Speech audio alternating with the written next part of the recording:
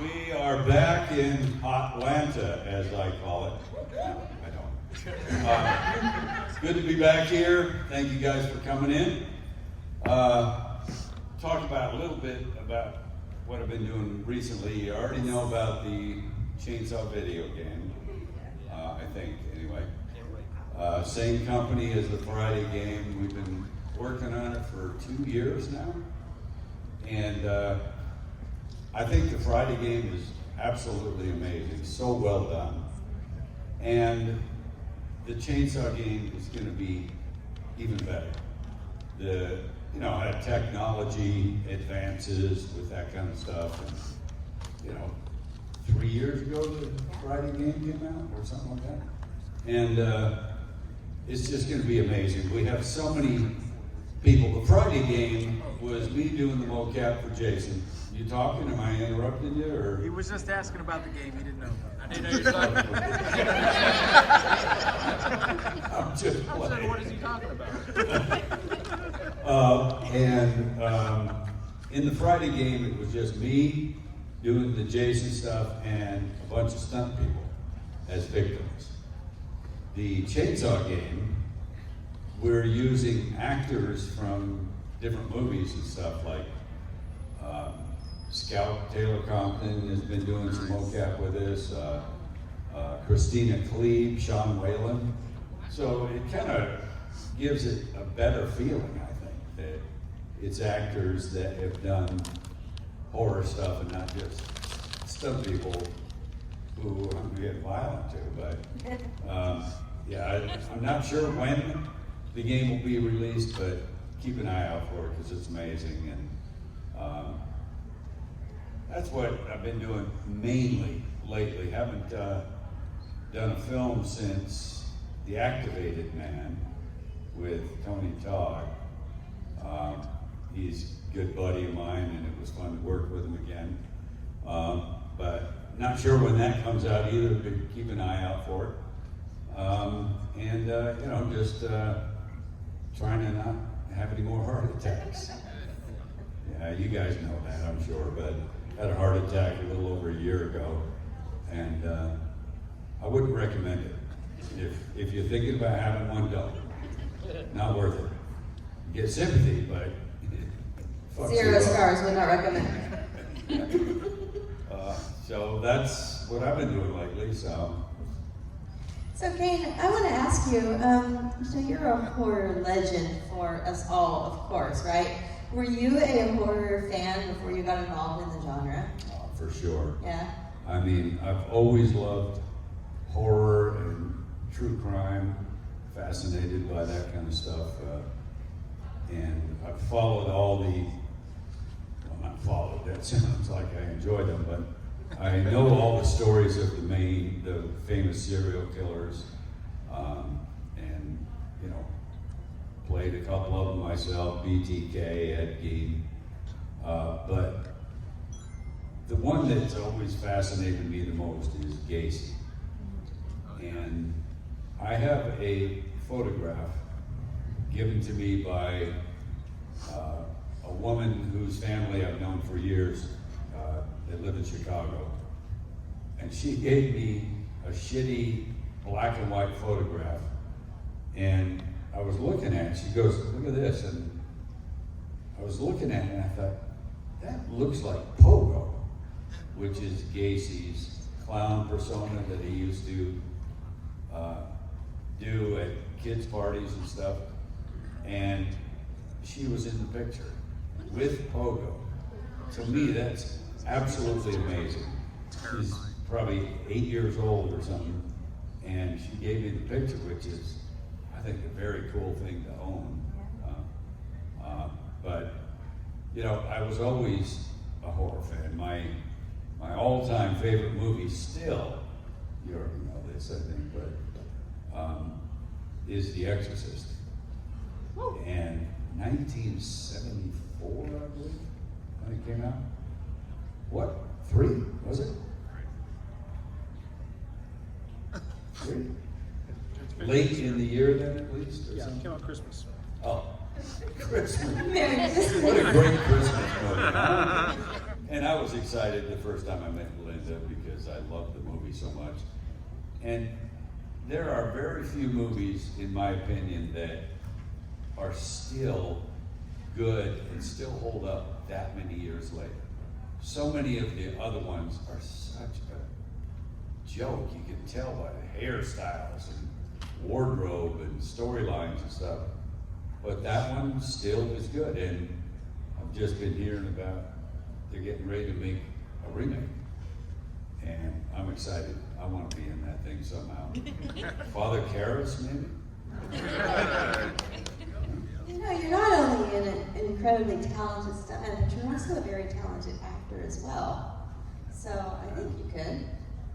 It would be a great challenge. I would absolutely love some kind of character in that movie, but you know, you already know all this too, but I didn't go into the film business to try and become famous. I wanted to be a working stunt person, and if I could make a living doing the shit that I used to do for free to entertain my friends, then I would have been happy. And my stunt career was going great, and then in stepped John Beekler. And I had done Prison with John the year before, in '87, did a stunt coordinated, and Beekler said, "Have you ever done any full prosthetic makeup?" And I really hadn't, but something reminded me just a couple weeks ago. I was looking at something and it reminded me that I actually did a version of a makeup before Prison. And I always say that Prison was my first makeup. It was my first prosthetic makeup where it's glued on and everything, 3.5 hours. But the very first thing I ever did as a character, and I guess it would be considered makeup, was an episode of The Twilight Zone, the remake. And I did an episode, you can find it on YouTube and stuff, but it's called Grandma. And the whole episode is about a young boy who's terrified to be at home alone with his bedridden grandmother because he sees her as kind of a demon or something, so he's terrified. I was Grandma. And I was in a bed that was obviously modified, and there was a big head, big face of her, hideous looking thing, and I was underneath it, inside the bed. They had modified the whole thing, and I was underneath this face, and there was a couple times where the scene was they wanted Grandma to do that, to look, and it's not makeup, so it wasn't my eyes, but it was eyes that could move, and on the cue, you'd see Grandma go, and it was terrifying to the kid. It was a cool storyline, and the way I moved the eyes was with my tongue. I was underneath this thing, it's just like a shell, and in order to, they had a tongue cup where I could move my tongue and eyes would look to the side. You know, that was 1986, so the makeup was not, you know, as refined as it is now, but I gotta remember that that was technically my first makeup. Awesome. What's been the most challenging makeup you've had to wear? Oh, that's easy. None of them were comfortable, obviously, because you have all this shit glued on you, and you're doing stunts, and you have lenses, you have dentures. You can't do shit. Can't drink, nothing. So, but,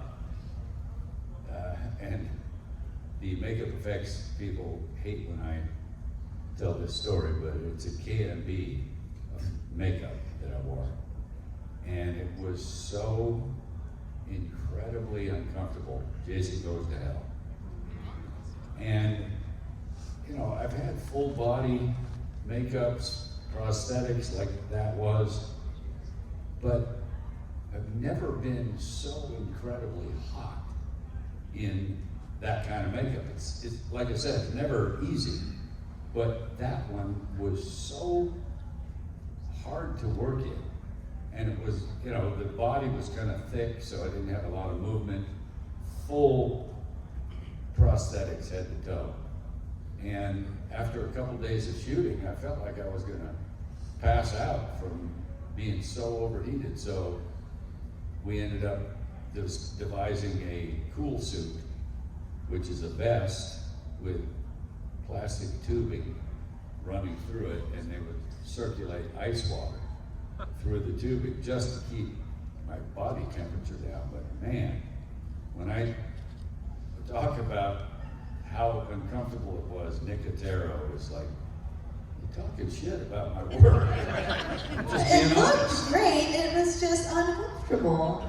Very, and you know, the way it was designed, the previous 3 Friday movies I did, in between shots, I could take the hockey mask off.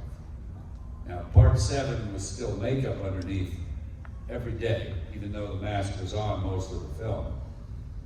But part 8 was pretty easy because my face was open, because you never saw the mask come off, really, except for the boombox scene. But so that, you know, I could eat, I could drink, no dentures, you know, nothing like that. But man, the Jason Goes to Hell one was, I could not take the mask off ever.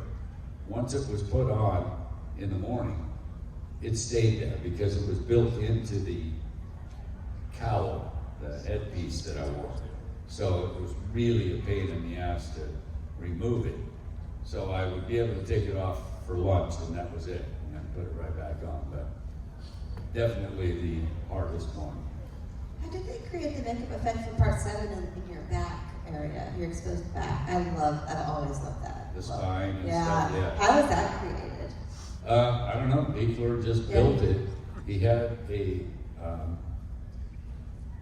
mold of my entire body and just built the whole suit on that mold so that we knew it would fit perfectly.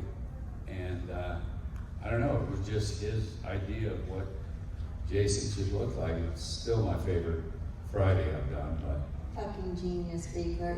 well, he was, man, I miss him. Yeah. We did so many films together, you know, Dark Wolf, I think he did the makeup on that. I have played some horrific characters. I'm going to hell. Obviously, he just whispered it, and I agree with you. Let us not forget he did some of Hatchet as well, and he was in it too. He was, yeah. Yes. Now, I'm going to brag for a minute, if it's not insensitive. I don't think there's another actor, particularly in horror, that has killed on film so many actors that are known for other characters. I've killed Freddy, first Hatchet, Candyman, Michael Myers, Tyler Maine, Jason, Derek. There's somebody else too. Leatherface, R.A. So I feel very fortunate that I've been able to kill all these motherfuckers that think they're the shit. He just whispered that Freddy's a bitch, and I agree. I found a t-shirt in my garage. I was reorganizing my entire garage with cabinets full of memorabilia and shit. And I came up with my Meshuggah makeup. If you know what that character is from Chillerama, I was a Jewish Frankenstein. Came across that makeup and a couple of other very cool things that I didn't even remember having. So, you know, I like collecting that stuff. I wish I had saved more from the early Friday movies. You know, because those props and stuff would be so valuable, I think. On our podcast, one of our segments is always prop we would like to own. A lot of times my co-host usually picks the guts. Like for Hatchet, she just wants the bucket of guts. She wants John Carl Beekler's guts to be specific. Wow. It's true. She's fucking weird. We love her. We love her. And I love doll movies, so I know nothing some sort of doll. But if for one of your movies, prop you would like to own, that you don't own, you know, what would it be? Wow. Oh, and again, reorganizing my garage, I came across 3 screen-used hatchets. Show. I know, I didn't even remember having them. But, yeah, so they were all, 2 of them are more practical, not wood and steel, but more rigid, and then there's a foam one for, you know. So there are other two are more petty and Right. some weight. But that's a question I've never been asked. That's good. It's a segment every week on the show, and we find ways. What were people's answers? Like, Well, we're asking each other, and it's movie specific, you know. So, like for Hatchet, she picked a bucket of the guts, and I can't remember what I picked. It was pretty. Actually, I do think I picked. I think I picked Patricia's head cast. oh, wow. That's a pretty good one. Yeah, I mean, I would love to display that on my shelf, right next to my Jason vest and my Chuck doll. I always purposely, in all the Friday movies, I purposely would use one hockey mask the entire film. And I would take it back to my hotel or wherever I was every night, so I knew it was the same one.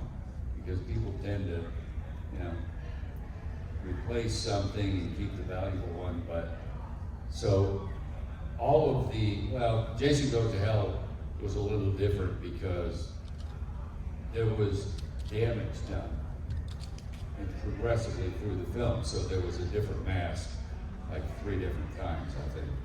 But 7, 8, and Jason X, one mask I wore the entire film, and I kept those. So that's, you know, I'm glad I was aware enough to think about that, because, you know, I see people all the time that say you have a screen-used mask from CJ or something, and, you know, I think it would have been better if he just used one.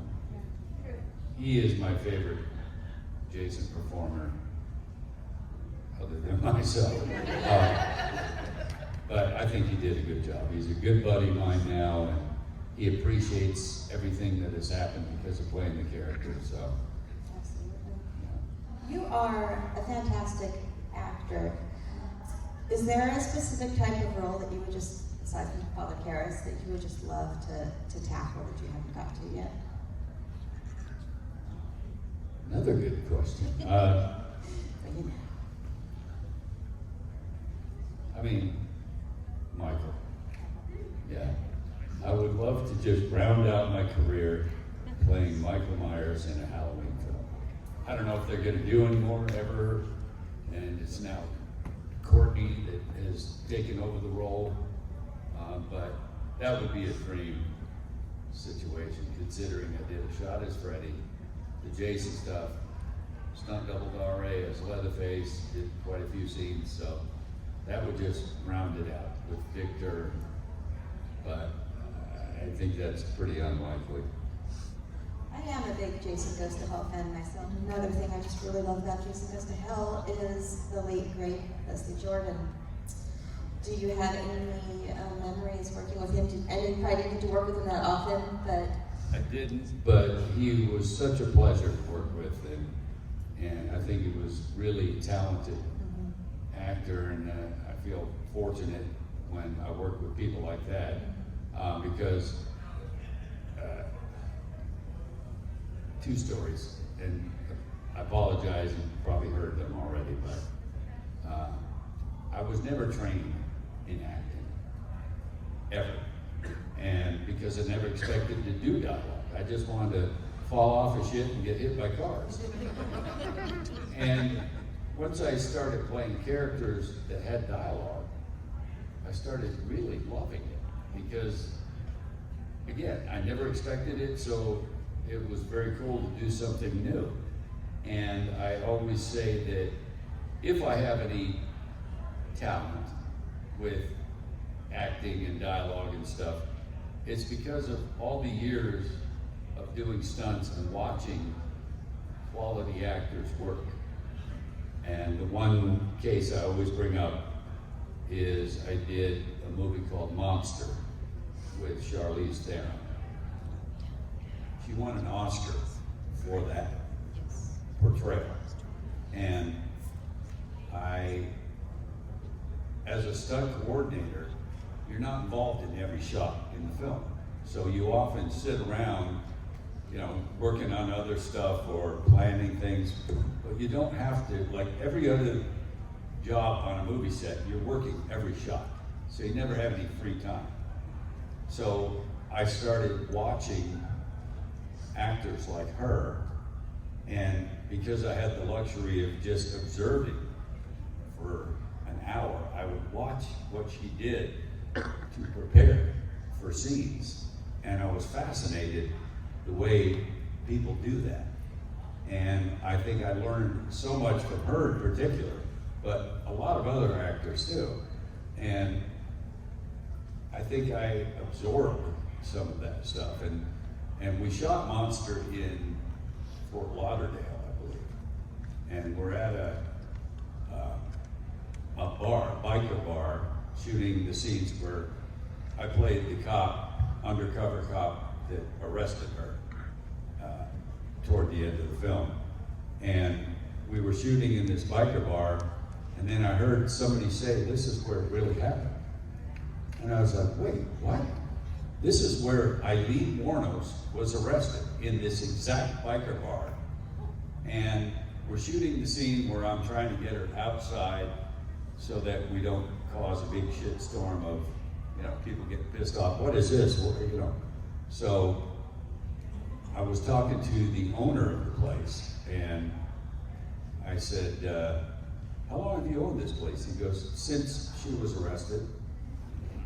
And I was like, wait a minute, you owned this bar when Eileen Warnos was arrested. And I said, what we're shooting, is it anything like what really happened? And he goes, it was exactly what happened.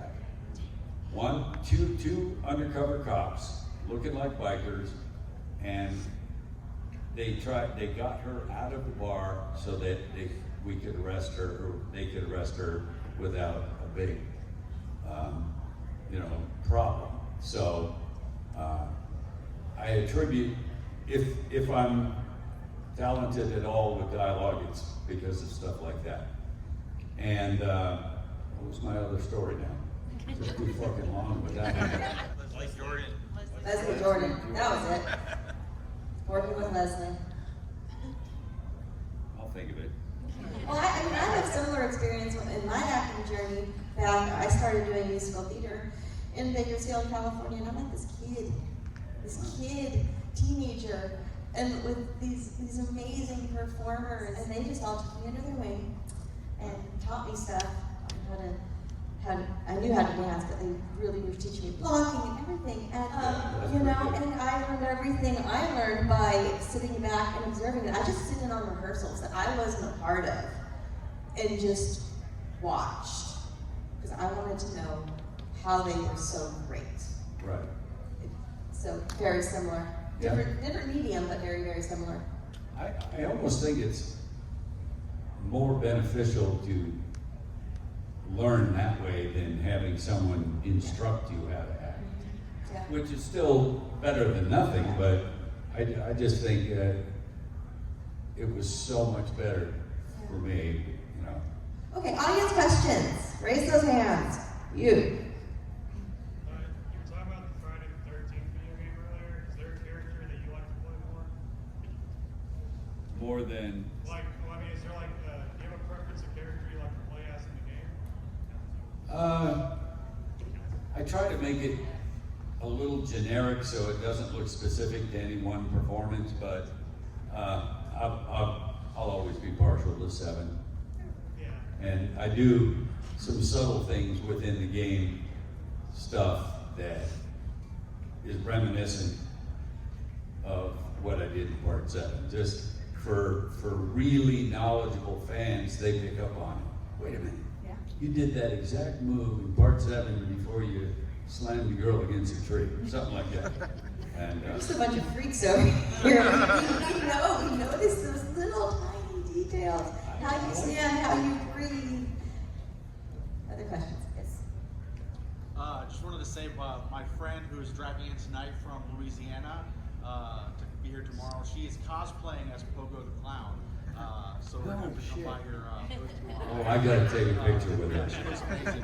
Wow. But I may have missed you guys talking about it because I was a couple minutes late. But you're the movie coming out soon with goat in the title, and you play some sort of goat theme thing. Did I miss that whole deal? Goat face. I know. It's very applicable, I know. I heard that. Can you tell us anything about the role without spoiling anything, or your preparation for it, or anything like that? I'm very curious about it. Yeah, it's being talked about everywhere on all the sites, but I think we did the movie like 5 years ago. That's why I don't remember much of it. It was with friends, and it is an odd character, but hopefully they don't get pissed off, but I can't remember much about it.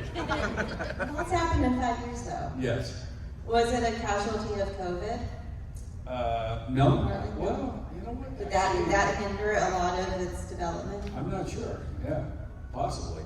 And I thought of the other story, Silent Bob.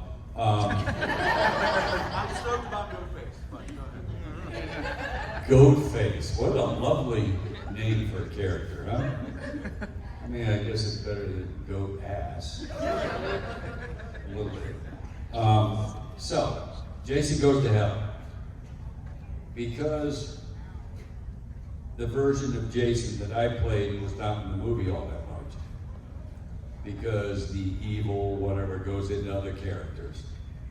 And I thought, and maybe it was ignorant on my part, but before we started shooting, knowing that other people were technically going to be Jason, I talked to some of the other actors and thought, wouldn't it be cool to see your version of Jason, even though it doesn't look like Jason, but they have the evil within them. And I thought, I think I talked to 4 different actors saying, wouldn't it be interesting for the audience to be watching you, technically as Jason, but you do something reminiscent of my performance. Like one of them does a little breathing thing or the head turn or something. I thought it would be interesting as a viewer to say, oh, that's not Jason, but it still feels like it. And without fail, all 4 of these actors said, my Jason wouldn't do that. You're Jason, huh? So none of them were interested in that, and I think it was a missed opportunity. I don't know, just something subtle. Doesn't have to be blatant or anything, but just something that the audience would say, ooh, that is familiar. So. We all know, we all love your specific Jason's body mannerisms. Because with the mask on, we have to find other ways to act, but not be too exaggerated, not be a clown. Right, and I think a lot of people tend to do that. It can happen. You don't have facial expressions or your voice. Mm-hmm. So how do you make it look scary and interesting and stuff? So that's right, overacting so often. And I just thought, I came up with the breathing and the head turn and all that stuff which I think worked. And it was, you know, something that you hadn't really seen before. No really character things within that character. So, yeah. Other questions? Yes. I thought you were great in Holliston, by the way. Holliston, yeah. Yes. What's it like working with that whole cast and crew and Adam Green? Amazing. And, you know, if there's anyone that ever comes close to the pleasure I got working with John Beekler, it's Adam Green. Awesome. And he's so talented, and, you know, he put me back on the map again. You know, the Friday movies are pretty old now, but now I have another character that is more current, and I just feel very fortunate that you play one notable character in a horror franchise, fantastic. But when you get to do it again, and with Jason, I felt like I had to consider previous performances when I was developing how I wanted to do it. Victor, all me. Nice. And, you know, of course, input from Adam, because nobody knows the character as well as he does, but the free reign he gave me to come up with stuff was just such a pleasure, and I'm hoping we do just one more. I was gonna say, can we expect anything else from Nothing I've heard yet, but Adam? Okay. yeah, Nothing? Okay. no. But Holliston was fun. I It mean, was great. anytime you play yourself. When Danielle was there too. Oh, You yeah. guys were hilarious. You played off each other. Yes, exactly. We've known each other for so long. That's great. We do stuff socially and everything. She's one of my best friends in the business, so it was fun doing that. I wouldn't mind doing a little bit more of that, just with more current subject matter. That'd be cool. Episode season 3 for Holliston would be great. We'd love it. Yep. Do it. Way over there in the corner. Hey, Yes. Hey. I was wondering if you could rank from least favorite to favorite your 4 Jasons Oh, easily. and your 4 Hatchets. Oh, hatchets too. So, first hatchet is my favorite just because it was, you know, brand new. Then I would say probably 2, and then Victor Crowley, and then 3. I loved all of them, but there's certain things about, like, Victor Crowley. How fucked up is Adam Green to write a scene where a character, Felissa Rose, tries to call for help on her cell phone? That's in my swamp, and I don't care for that. I think probably most of you know, but I rip her arm off and jam it up her vagina with such force that it comes out of her mouth, still holding the phone. And when I first watched the movie, I didn't expect to hear 911. What's your emergency? But yeah, when you come up with kills like that, I mean, it's iconic. Friday movies, Part 7, my favorite. Part 8, second. Jason X, third. And then Jason Goes to Hell. And nothing wrong with Jason Goes to Hell, but I just wanted to be in it more. Even though, oh, here's a little trivia. If someone can yell, not yell really loud, but first person to tell me what my line was Jason, listen, in Jason Goes to Hell, he ain't nothing but a as the other, what? He ain't nothing but a pussy. That was dramatic. So come to the table, I'm gonna give you a freebie because you knew that. I know a lot of people knew it, but he said it first, so fuck y'all. But yeah, so, and you know, another Adam Green movie I did was Frozen. If you've seen that. And I now live not far from that ski resort. I was in LA for 45 years, and my wife and I decided to sell the house. We were in Calabasas. We had that house for 25 years because we built a house in Utah for just a second home to get away from the heat and stuff in the summertime. And the more time we spent there, we did it 3 years ago. The more time we spent there, the more we liked it. So we sold Calabasas, and we're in Utah full time now. I never thought I would be in Utah as a resident. Nothing wrong with it, but it just, you know, there's some weird laws in Utah. Like regarding alcohol. Yeah.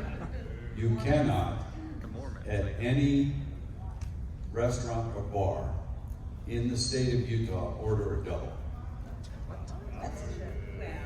Illegal. State law. You can't get a double cocktail anywhere. But this is what's so fucked up. And also, if you have a drink on the table and you order a second one, they often can't put it down until you're done with the other one. Crazy. But you can carry a fucking pistol on your hip legally in the state. Open carry, but don't be trying to get a double. It doesn't make any sense. And no motorcycle helmet law either. Just so odd. I guess it's the religious influence or something. I don't know, but That's fall into that religion. Oh, I'm just saying. Okay, now I grew up in a law enforcement family, so I am like pro-weapon, but I'm also pro-weapon education. yes, Right. of course. You know, so yeah, so I'm like, I don't really see how either things have anything to do with religion. Yeah, well, maybe, but I don't know what else it could be. Just Yeah. Oh yeah. you know, Oh yeah. No. For sure. you own a gun? Not yet. I want to. Sidearm or? Yeah, just Yeah. a baby one. I grew up, my dad used to take me shooting all the time growing up, you know, as a kid, I hated it. First of all, he was very, very adamant that this is not a toy. And he wanted me to know That's good. the consequences of playing with a gun as a child, Right. But he did used to take me out shooting. I hurt my arm. The kid, I was tiny and I'm like, ow. So, only 3. and then like a kick back with a rifle really hurt my little shoulder, so I wasn't a fan. So I kind of do have an aversion to the larger guns because of that. With PTSD, Maybe, yeah. Reminded me of something else. I did an interview recently, and someone like yourself asked me questions I've never been asked, and that's hard to come up with. I've been doing this since '88, all the interviews and stuff, and the person asked me, "Have you ever stabbed anyone?" like actually. Yes, for real. And I said, yes. I was almost afraid to admit it, but when I was in high school, my buddy Steve, that always comes with me and sits at the table, I believe was there. We had a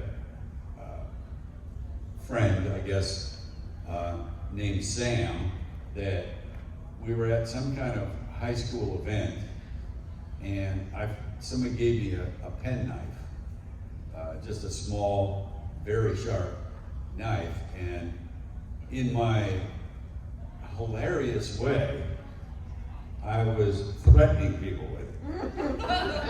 And I went over to Sam and I said, "Hey Sam, look at this." And he put his hand up to block me, and I stabbed him through the hand. I think he still talks about that. And then the next question was, have you ever shot anyone? And it's a little bit of a stretch, but I had a buddy when I was in elementary school. Oh no, I lived out in the Marshall Islands, that's where I grew up, but we would go back to Reno where I was first from as a child, and see family and stuff. My sister lived there and stuff. So we would go back every summer, and I would hang out with my buddy, whose name was Tracy Morgan, but not that one. And he was one of my best friends when I was like 12, 13, all through childhood also, but even then. And he lived in an area outside of Reno called Hidden Valley. And it was kind of in the foothills, and he had two 22 rifles, short ones. And we used to take them out and, hunt jackrabbits out in the hills and stuff. And we're up on the side of the hill, and we see a motorcycle coming up the canyon. And we realize it's somebody we know, another guy our age. And ironically, his dad was a police officer. But in my infinite wisdom, I thought of a competition. And I said, let's see who can shoot closest to him while he's riding his motorcycle up the canyon. And every time we would shoot, we could see the puff of dust come up. So we could tell who got closer and who didn't. And a couple times we got pretty close. And the next day, we ran into him. He didn't know who it was, and we didn't say it was us. And he goes, yeah, I was riding my motorcycle yesterday up the canyon, and somebody was shooting at me. And I was like, oh, really? Wow.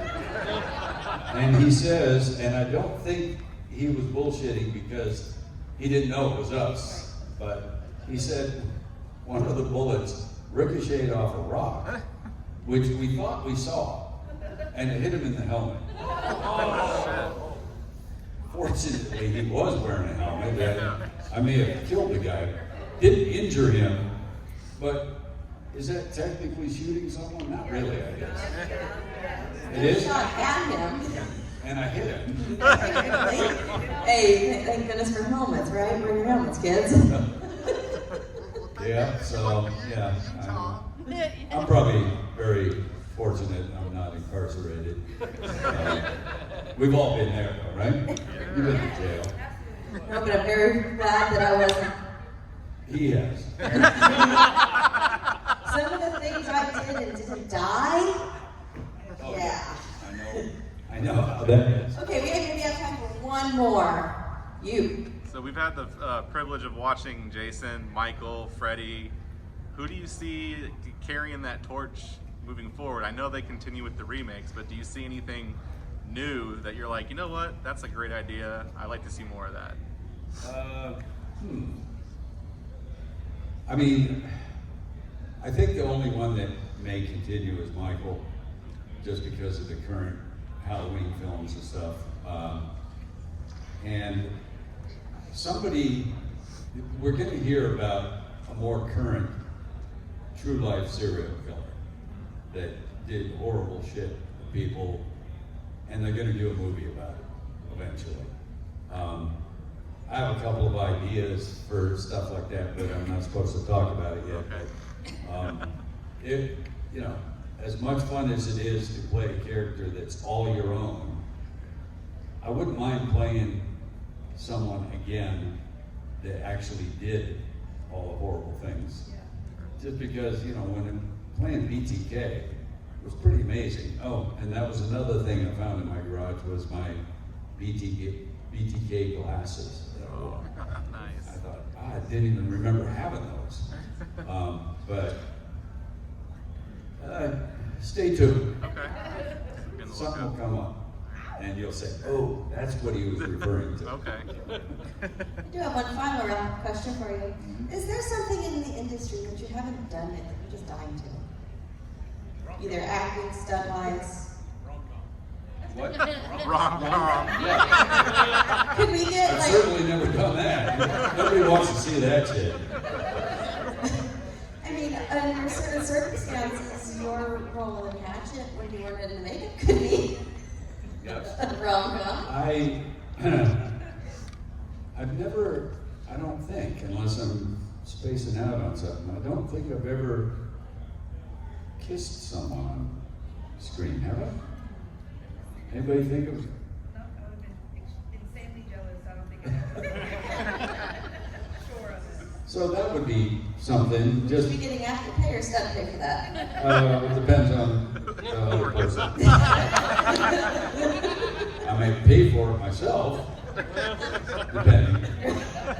But yeah, and I always wanted to do an emotional scene because I thought I could pull that off, and so I was able to do it. And well, yes, and Hatchet too, yeah. But I think any actor likes to do something they've never done, just for the challenge of it. And it's I haven't done too much comedy, but that's also very fun to do. And maybe I'll do a comedy where I kiss the girl. So it is a rom-com, isn't it? Yeah. Your whole series was a comedy that you did with Michael. With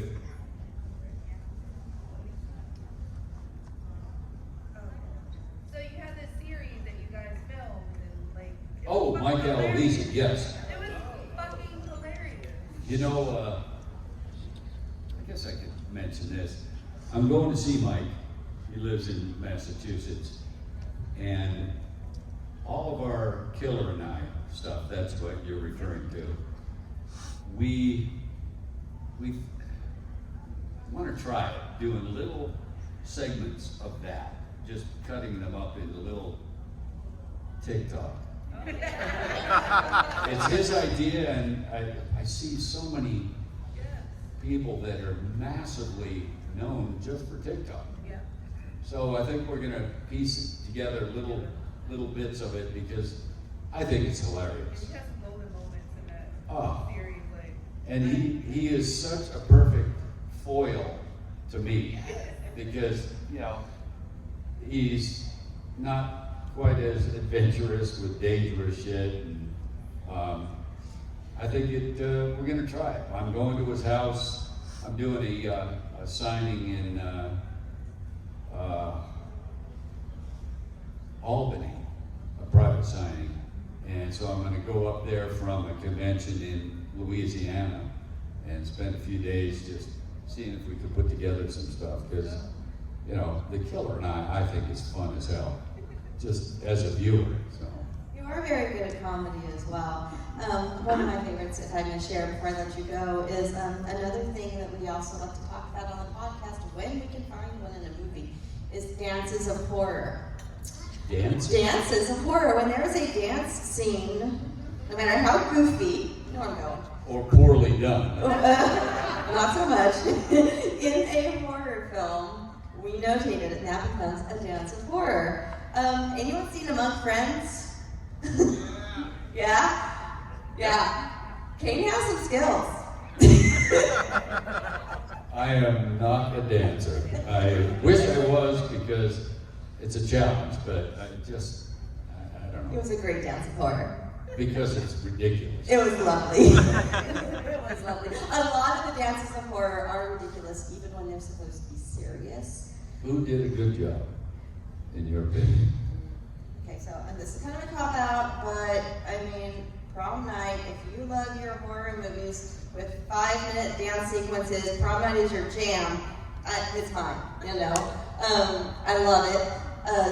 We like to maybe sometimes like in our head recreate the sequences, and that's something that we want to do eventually. I was a ballerina, so I'm like, I want to do Suspiria, even though I want to do that, even though it was fucking ridiculous. As an actual dancer, I'm like, never gonna happen. Like this, everything about that movie should be a tip off that ballet academy was on some shady shit.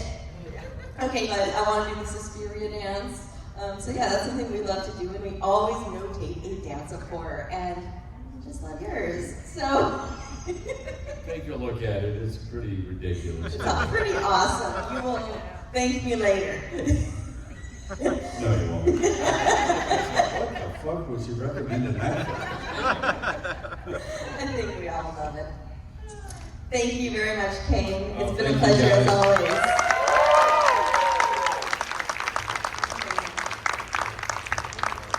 So my answer to that question is, silence of the lambs, the black horses.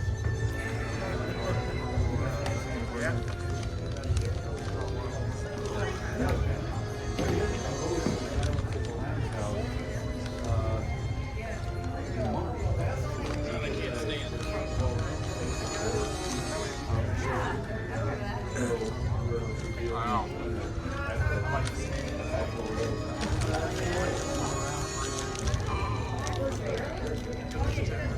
Okay, y'all ready? 1, 2, 3. 1, 2, 3, 1.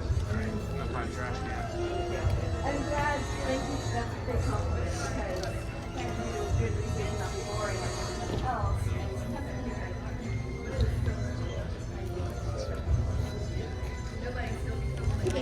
No, no, typically not.